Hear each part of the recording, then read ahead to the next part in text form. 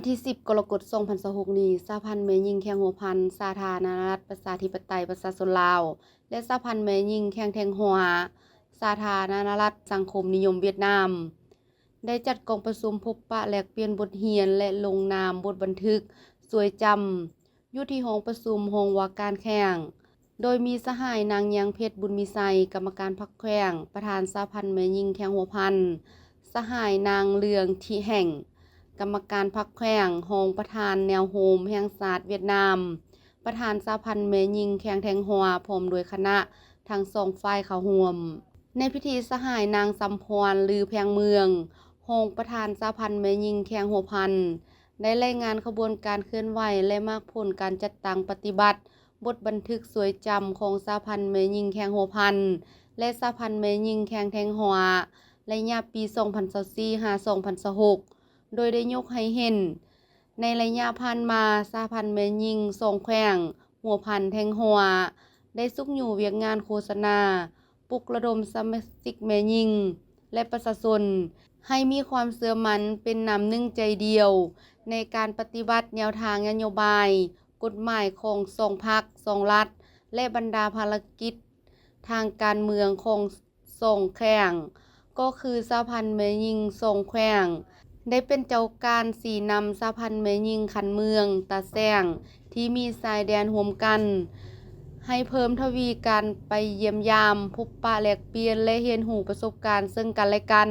ในเวียกงานการปรับปรุงสร้างความเข้มแข็งให้แก่องค์การสหพันธ์แม่หญิงพร้อมทั้งจัดตั้งหลายกิจกรรมตัวจริงเพื่อป้องกันสกัดกั้นและลดพ้นปรากฏการณ์ย่อท้อทางสังคมเช่นการฆ่ามนุษย์การแต่งงานบ่ถูกต้องตามกฎหมายการฆ่าและลักลอบขนยาเสพติดการยกย้ายต่างภูมิลำเนาเสรีที่ผิดกับระเบียบการพร้อมกันนั้นยังได้เพิ่มทวีการโฆษณาปลุกระดมสมาชิกแม่หญิงให้ยกสูงความรับผิดชอบปฏิบัติระเบียบกฎหมายอย่างเข้มงวดและบ่เข้าร่วมการไปเฮ็ดเวียกอยู่ต่างประเทศโดยผิดกฎหมายสำหรับทิศทางแผนการปี 2026-2028 สหพันธ์แม่หญิงแข่งหัวพันและสหพันธ์แม่หญิงแข่งแทงหัวจะสืบต่อสุขอยู่เวียกงานโฆษณาศึกษาอบรมและปลุกระดมสมาชิกแม่หญิงอยู่เขตชายแดนให้เพิ่มทวีการพัวพันแลกเปลี่ยนบทเรียนการร่วมมือช่วยเหลือซึ่งกันและกันและการพัฒนาเศรษฐกิจสร้างครอบครัวมีความผาสุกพร้อมทั้งยกสูงความรับรู้เกี่ยวกับมูลเสือแห่งความสามัคคีมิตรภาพแบบพิเศษการร่วมมือรอบด้านระหว่างสองประเทศลาวเวียดนามและระหว่างสองแขวงหัวพันแทงหัว